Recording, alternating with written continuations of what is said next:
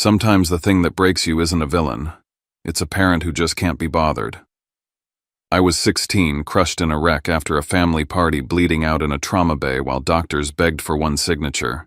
They called my mom. She answered from a spa, my sister right beside her, and said, "If it dies, let me know. I don't have time for paperwork. This isn't a story for us to judge or cheer. Just come in with a little quiet and a little heart. Because when someone decides you're disposable, it changes you forever." And then I woke up. And the chart at the end of my bed didn't list her anymore. It said new legal guardian. And the name underneath. That's where everything really begins. But before I tell you who stepped in when my own mother walked away, I need to know you're here with me. Comment hi or tell me where you're watching from. Sometimes just knowing someone is listening keeps you from falling apart all over again. And if you've ever been the one nobody chose, hit subscribe and stay with me, because this isn't just a crash story, it's a story about who saved me when I was already being erased. My name is Jet Marlowe, and now, let me tell you everything. People think kids who grow up in Montecito don't bleed the same way. Big houses, private schools, a car at 16. But no one ever asks what it's like to eat dinner with people who talk about you like you're not there. I was 16 when I realized I wasn't really in the family photo anymore, not metaphorically, literally. My name is Jet Marlowe, and this is where it started. We were sitting at the dinner table in a house that looked like it belonged in a luxury home spread. Polished floors, crystal glassware. Grant at the head of the table, my mother Marisol across from him, and Brinley to my right, scrolling through her phone and filming everything for her Instagram stories. I sat at the end, the unused corner spot, like some prop someone forgot to remove. We were having salmon, my least favorite, plated perfectly like it had to pass a photo test before it passed my lips. Marisol talked about her upcoming spa weekend in Ojai and a charity auction she was organizing for coastal cleanup. Grant interjected about his newest architectural bid, some eco-luxe mansion in Big Sur. Brinley giggled, twisting her hair and laughing about how one of her posts hit 12K likes in an hour.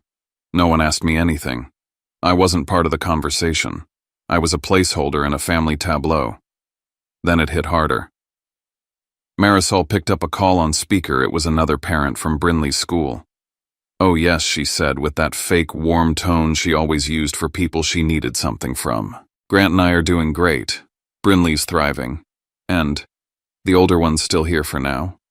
She didn't say my name. Not even once. The older one. Like I was some phase she hadn't grown out of yet. After dinner, I retreated to my room, which wasn't upstairs like Brinley's with the ocean view, but in the wing near the laundry room next to the utility closet. When we moved in, they told me it was temporary. It had been over a year. I went looking for an old charger, ended up pulling open a storage cabinet, and found a shoebox of family photos. Except I wasn't in them. Photo after photo. Marisol in heels on a vineyard tour. Grant smiling beside her. Brinley in dresses with balloons and cakes and matching mommy-daughter spa robes. There was one of me cropped awkwardly at the edge of a Thanksgiving picture, only half my face visible. Another one labeled family vacation. Maui didn't have me at all. There was also a manila envelope marked confidential, health insurance. It had my name on it. I didn't open it. I don't know why. Maybe because some part of me already knew I wouldn't like what I'd find. At school, people assumed I was fine. Montecito kids don't get sympathy. If you live behind a gate, they think your life's figured out. But the truth was, the gate just kept the pane looking polished. Brinley would walk past me in the hall like we weren't related. Her friends whispered about the Ojai trip, the spa reset she and Marisol had planned. She told them, "It's just a girls' weekend. Mom says it's important to disconnect. No calls, no drama." I was never part of the plan. The only place I could breathe was Ventura. Every few weekends, I'd take the drive down to see my grandfather, Warren Alvarez, retired sheriff, part-time fisherman, the only man who ever looked me in the eye and asked if I was okay and meant it. His place smelled like salt and coffee grounds. It wasn't much, but it felt like mine. We didn't talk feelings. He handed me a Gatorade, nodded at the toolbox, and taught me how to fix a flat. That was his way of saying he saw me.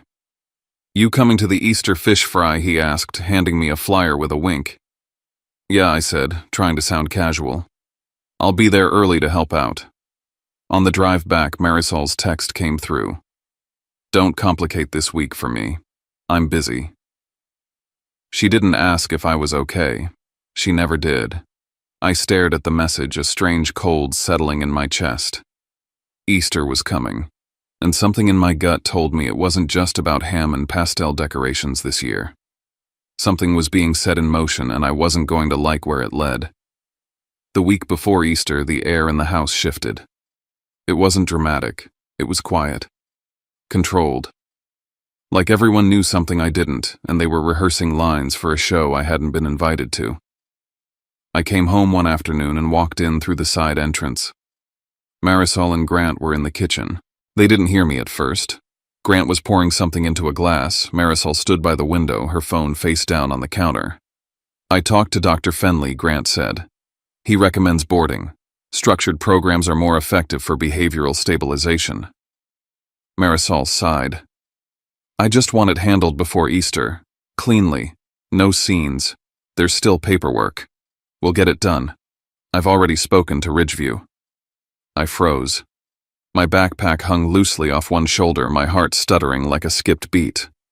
Boarding, behavioral, paperwork, before Easter.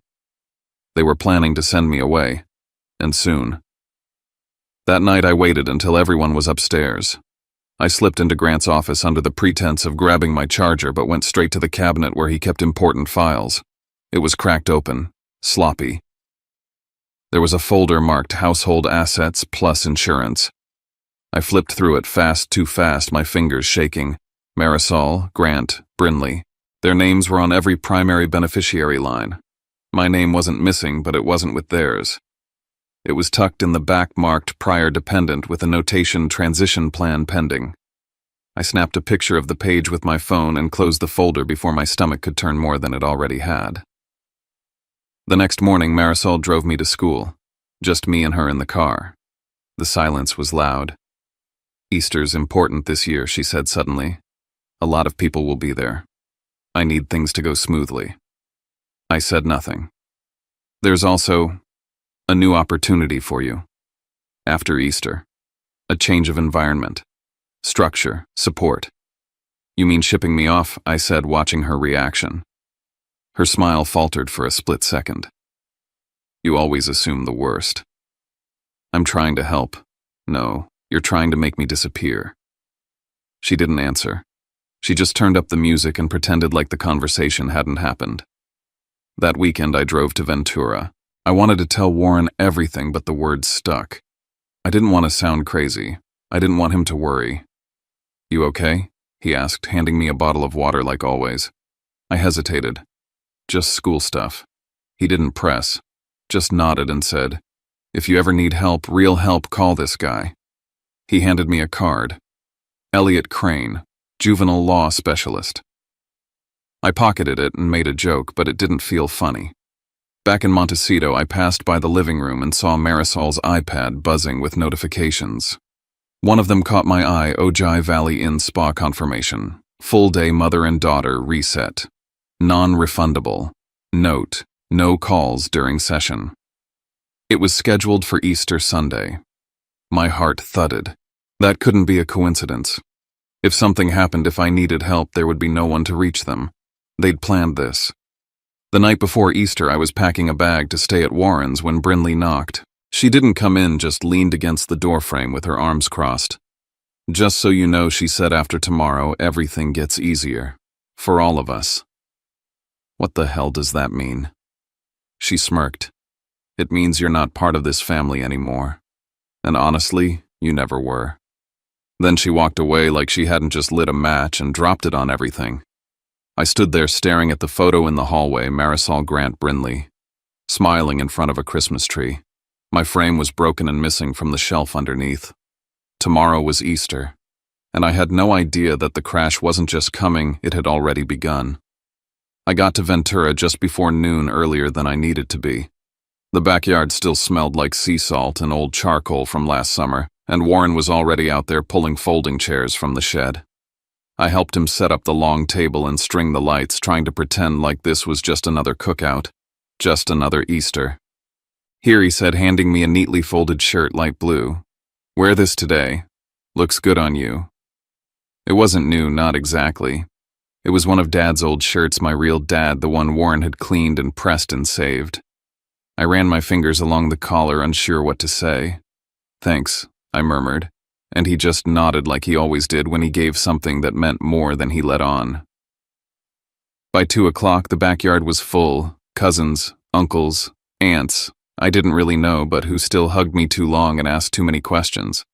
There were deviled eggs corn on the cob someone brought tri-tip from that place off the 33. It felt real. Safe. For once, I wasn't background noise. Then came the perfect storm. Marisol arrived like she was being photographed. Flawless white dress, not a wrinkle out of place. Grant parked the Tesla right by the curb like he owned the block. Brinley got out last recording on her phone, twirling in the sunlight. They didn't bring a dish, didn't bring drinks. They brought presents. That was enough for them. Marisol air-kissed an aunt she hadn't seen since Christmas and made a loud compliment about the centerpieces.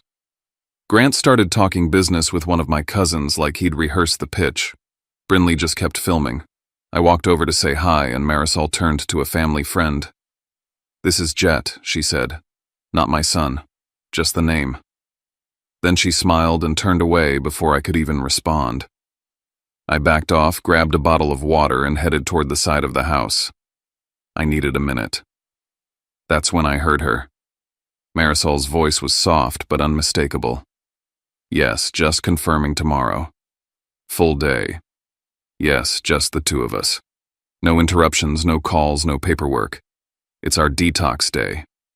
She laughed this smooth, pleased sound. It's been a long time coming. Just mother and daughter. Real quiet. I froze. Brinley's voice chimed in from behind her. "Finally. No boys, no drama. Just us." My stomach dropped. It wasn't the words, it was how easily they said them. How easily I'd been erased from what family meant to them. I don't know how long I stood there before I walked back out into the yard. Warren caught me halfway across the lawn. "You okay?" I nodded too fast. "Just a headache." He didn't believe me, but he didn't push. I sank back into my chair and tried to eat something, but it all tasted like cardboard. Later, one of my mom's cousins pulled me aside near the grill. She was sipping iced tea and making small talk when she said it. "So I heard you're heading into something new after this. Your mom said there's a program lined up." I stared at her. "What kind of program?" She shrugged. "Something structured. Good for focus and discipline." She made it sound like a great opportunity. I walked away before I could say something I'd regret. By sundown, I'd had enough. The warmth was gone. The Ventura breeze didn't feel safe anymore. It just felt like the last thing I was allowed to keep. I told Warren I was heading out early. "You sure?" he asked. "Yeah, just tired." He handed me the keys to the old Civic I'd saved up for. "Drive safe. Roads'll get slick if that rain moves in. Text me when you're home." I nodded. "I will." Brinley passed me near the gate, all lip gloss and smugness. She leaned in just enough to whisper, "Mom's busy all day tomorrow. Whatever happens, don't call." I stared at her stunned, but she didn't stop. Just kept walking like it was nothing. I slid into the car, turned the key. The smell of barbecue still clung to my clothes. I didn't look back as I pulled away. But the wind had picked up, and the sky was shifting. As I merged onto the highway, I kept thinking about Warren's voice. "Text me when you're home." And Brinley's voice. "Don't call." Two different orders. One meant protection, the other meant erasure. And I still hadn't decided who I was going to listen to. The rain hit faster than I expected. By the time I passed the first exit out of Ventura, the windshield was a blur of water and headlights. The wipers were on full speed, but they couldn't keep up. Everything looked smeared like I was driving through a painting someone had cried on. I glanced at my phone in the console. I typed out a quick message to Warren, heading back. All good. Then I stared at it. What if he called? What if he heard something in my voice? I deleted the message and stuffed the phone into the glove box. I didn't want him to worry. I didn't want him to stop me. I told myself, just get home. Sleep it off. Act like today didn't happen. The road curved through a low stretch, and water pooled in the dips. I slowed down. I wasn't being reckless. I remembered Warren's voice. Drive slow if it rains. I checked the speedometer just under the limit. That's when the headlights showed up in my rearview mirror. Bright, close, too close. A black SUV hugging my bumper. Their high beams flickered once, twice, like they wanted me to speed up. But I didn't. The SUV didn't pass. It stayed right there, inching closer, headlights bouncing inside my car like searchlights. I gripped the wheel tighter, heart thudding in my ears. Then I saw it. A decal on their windshield. Something like a school crest or private club. My stomach dropped. It looked familiar, one of those things Brinley always posted from. Some club her friends went to. I didn't have time to think about it. Up ahead, a semi-truck in the opposite lane hydroplaned. I watched it start to fishtail, slow at first, then fast, too fast. Its trailer slid across the line like a knife. I swerved. Everything went white. Then sound exploded, metal glass, something tearing. I felt the seatbelt lock across my chest. The world spun. My arms went numb. My head cracked something hard. Then silence. And then noise again. Sirens. Someone yelling. A sharp light above me. A voice asking, "Kid, can you hear me? Stay with us." I couldn't speak. I tried. Nothing came out. My whole body felt like it was wrapped in wet cement. Hands pulled at my jacket. Someone was checking my pockets. My wallet was on the floor, open. My student ID. A folded business card, the one Warren gave me. I saw a paramedic pick it up, glance at it, then stuff it into my coat pocket like it didn't matter. But it did. They strapped me to a board, lifted me into the back of the ambulance. I could hear them talking. "Name Jet Marlowe," someone muttered. "No paperwork," says Wexler. "What?" "That's not what he said. That's what's in the system." Muffled voices. Then one of them, "Insurance is flagged. We need to check eligibility." Then a pause. "We don't have authorization. Family contact." Another pause. "Mother's unavailable. No calls allowed during spa treatment. Listed under do not disturb. No other guardian listed." I tried to move. Tried to speak. Nothing. The sirens got louder. The lights harsher.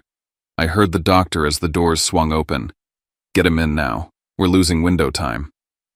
I wanted to scream. I wanted to say I wasn't alone, that someone was waiting for me, that I mattered to someone. But all I could think about was the message I didn't send. Heading back, all good. It would have been a lie, but at least he'd know I tried.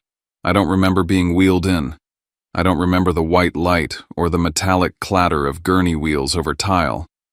What I remember is pain blooming inside me like something alive clawing upward from my gut to my ribs before it all dissolved into nothing. Later they told me it was internal bleeding, a ruptured spleen, possible cerebral edema, contusions, broken ribs, a shattered collarbone.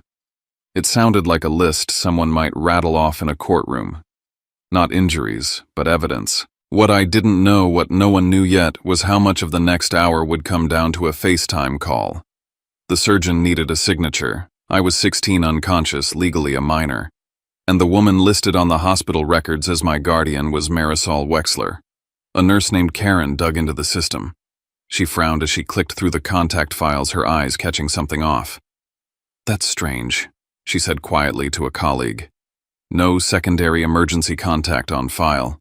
Just her. No grandfather, no extended family."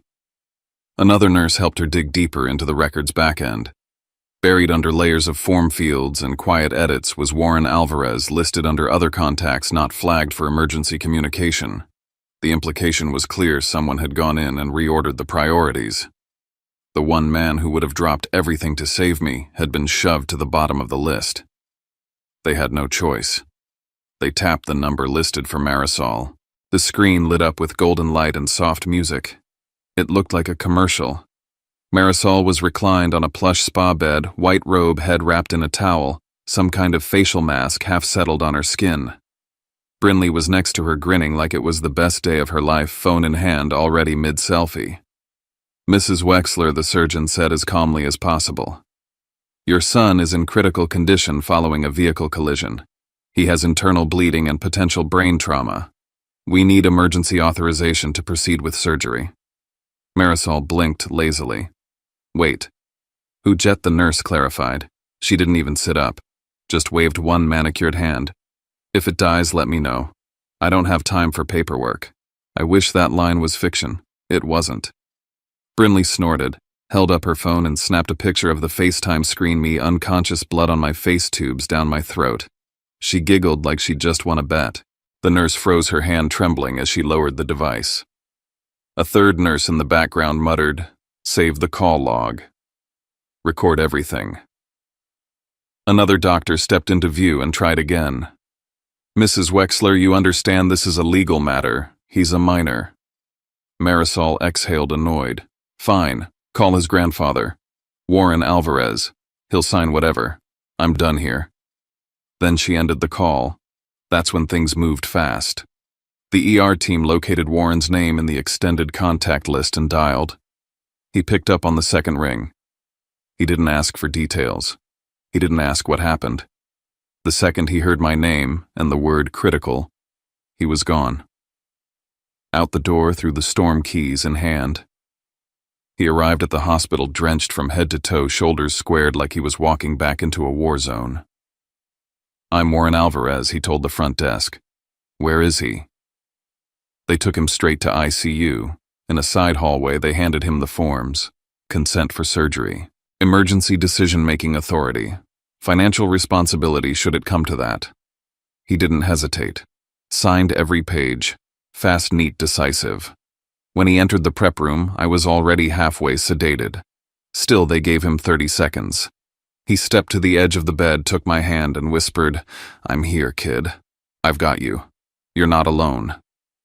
Then the doors closed behind him, and I disappeared into the bright silence of the OR. What no one knew, not the doctors, not even Warren, was that while they were working to keep me alive, Grant Wexler was already on the phone, not to check on me, to his financial advisor. He wanted a note on the insurance file, no financial liability from his side. All medical authorization would fall to Marisol. No media contact, no signatures, no paper trail. Let Marisol carry the mess. Let the kid survive or not, just keep my name out of it. That's how they moved, as if I was a headline waiting to happen. Not a boy, not her son, just a problem being handled. By the time the surgery began, the hospital was already updating my chart. An internal note flagged by the risk management team stated current guardian declined life-saving intervention.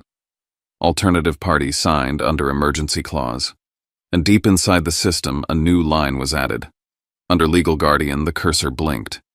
And then typed Warren Alvarez. The ICU was too quiet.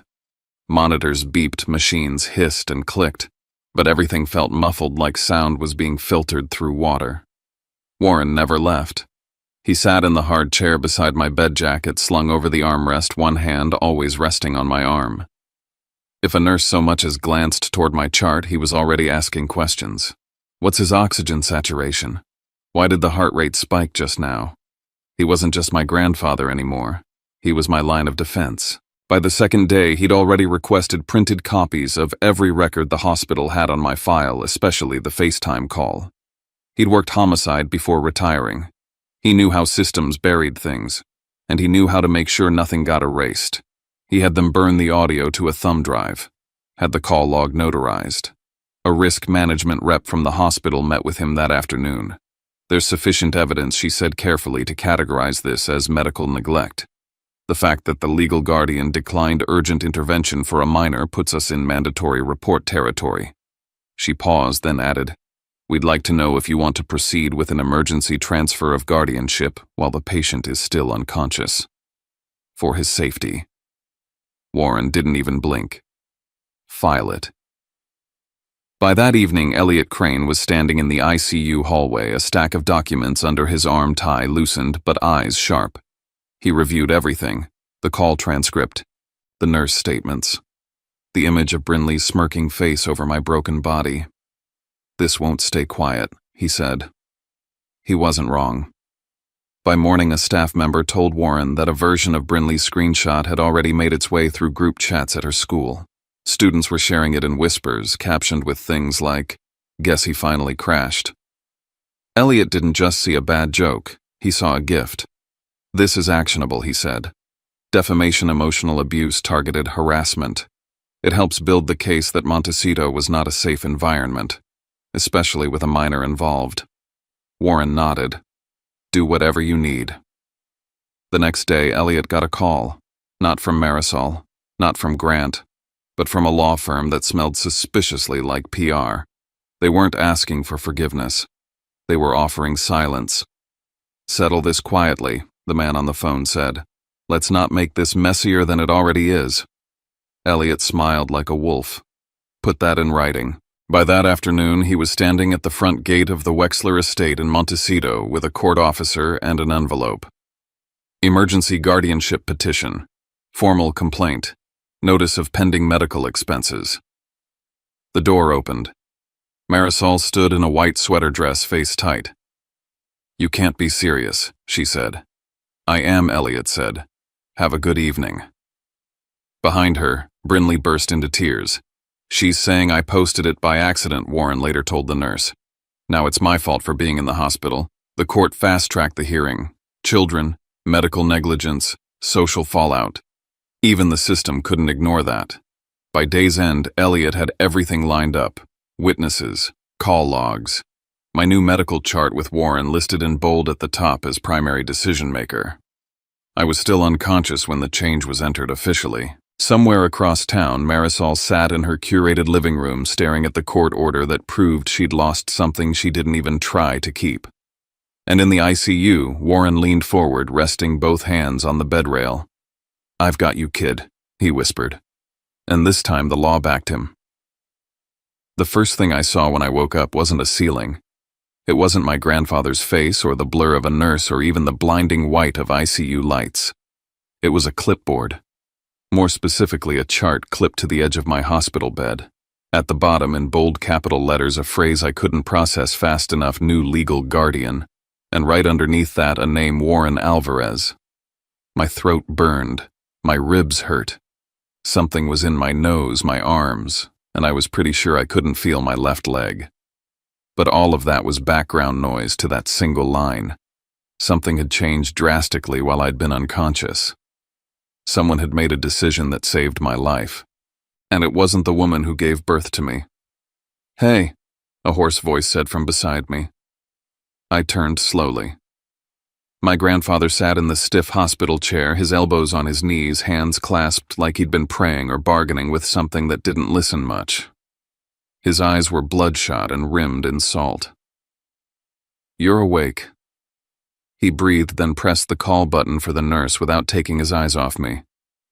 "You're safe now, Jet." I wanted to speak, but my lips barely moved. My voice cracked like wet paper. Still, I managed 2 words. "What happened?" He didn't sugarcoat it. He didn't baby me, didn't pretend the truth would come later. "You were in a car accident on the 101 driving home from Ventura. It was bad. A semi jackknifed in the rain." He paused. "You almost didn't make it." I closed my eyes and the memories flickered, metal screaming glass, raining a woman's voice on the phone saying, "Don't call me tomorrow. We'll be at the spa all day." He saw something in my face shift. "You remember something I remember leaving the cookout?" He nodded slowly. "That's where it started." He told me everything else. That the trauma team needed immediate consent to operate. That the hospital called Marisol because she was still listed as my legal guardian. That she was in Ojai with Brinley mid-facial, and when asked for permission to save my life, she said, "If it dies, let me know. I don't have time for paperwork." Then Brinley laughed, took a screenshot of me on a stretcher, bleeding. I didn't speak. I couldn't. My heart wasn't breaking, it was going numb. Like someone had turned off the pain just long enough for me to float above it, watching. Hospital staff recorded the call, Warren added. They flagged it for risk management. That was enough for Elliot, our lawyer, to petition for emergency guardianship transfer. The court agreed. I signed the papers. I turned my head toward the chart again. So it's real. It's real, he said. You're not going back there. I felt that line settle in my chest like the first breath of clean air after smoke. I wasn't going back to Montecito. Not to her. Later that afternoon, a nurse came in to update my file. She confirmed my name, date of birth, and said something about how I'd originally been logged under the Wexler name, Grant's last name, because of an insurance record mismatch. That name again. Wexler. A name I never chose. I remembered that locked drawer in Grant's office, the insurance forms. The one with my name blacked out, replaced with something cleaner, more convenient. They'd been planning something. I knew that now. It wasn't paranoia. It was strategy. Elliot visited that evening. He asked one question. Jet, do you want to return to your mother's home? I didn't scream. I didn't cry. I just shook my head and said, that's not my home. He nodded. That's all I need. The next morning, the hospital buzzed. Not with alarms, but with energy PR reps pacing the hallway, a man in a crisp blazer asking for a quiet conversation on behalf of the Wexlers. He offered a donation to the hospital if the situation could be handled with grace. Elliot told him to get lost, in more elegant legal terms. I watched it all from my room, knowing I was the storm they were trying to contain. Then came the emergency hearing. Elliot wheeled me into the courtroom. Warren walked beside me. I hadn't left ICU for more than 5 minutes in 2 weeks, and now I was sitting in front of a judge in Santa Barbara with an IV still taped to my hand. Marisol showed up looking exactly how I remembered, expensive, immaculate, performative. She didn't look at me once. Brinley clung to her like a guilty shadow, makeup perfect, lips tight. The judge asked for the facts. The court clerk played the recording. Marisol's voice filled the courtroom, breezy and cold. If it dies, let me know. I don't have time for paperwork. Then Brinley's laugh. The room went still. Nurse Huang testified. So did Dr. Kaplan. Elliot presented the call log, the missed surgery window, the screenshots. Every digital breadcrumb, every omission from the hospital contact file.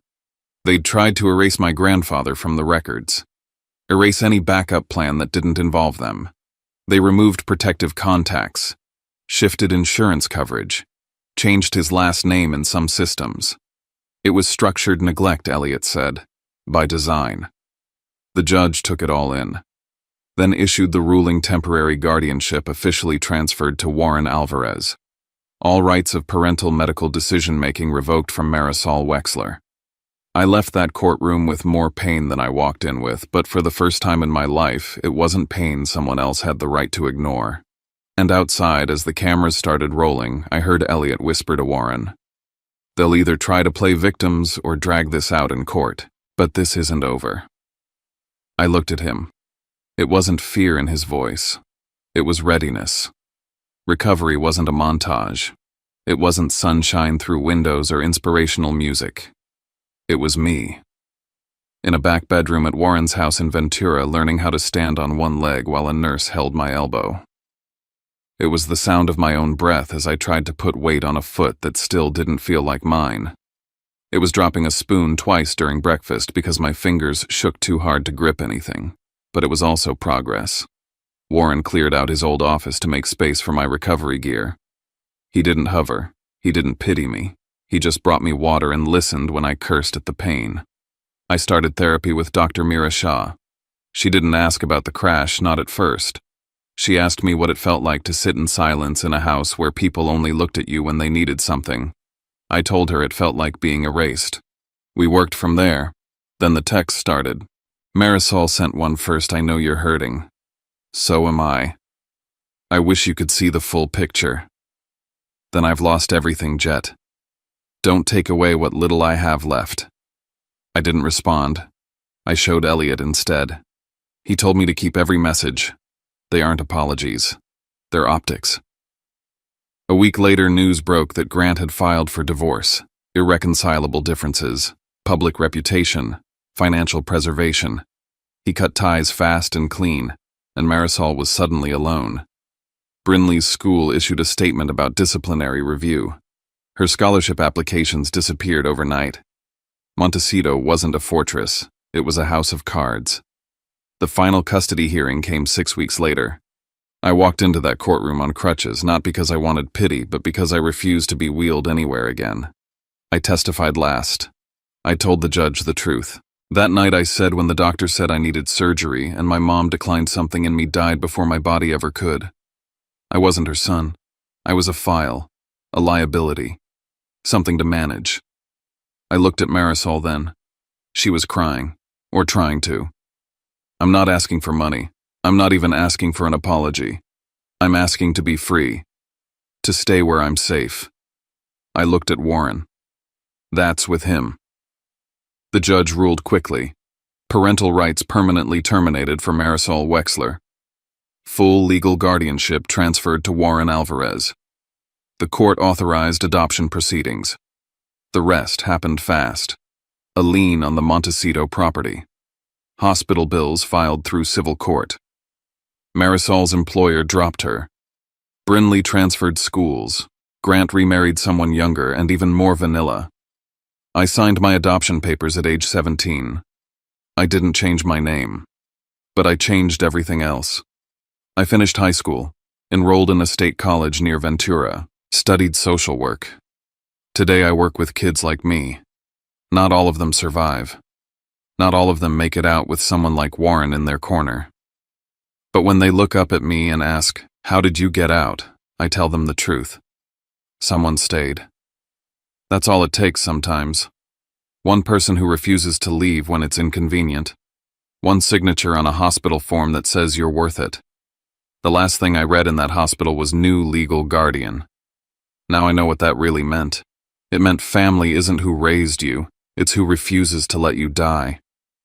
When I look back on all of it now, what stays with me isn't the courtroom or the headlines or even the anger I thought would live in my bones forever. It's the quiet moments.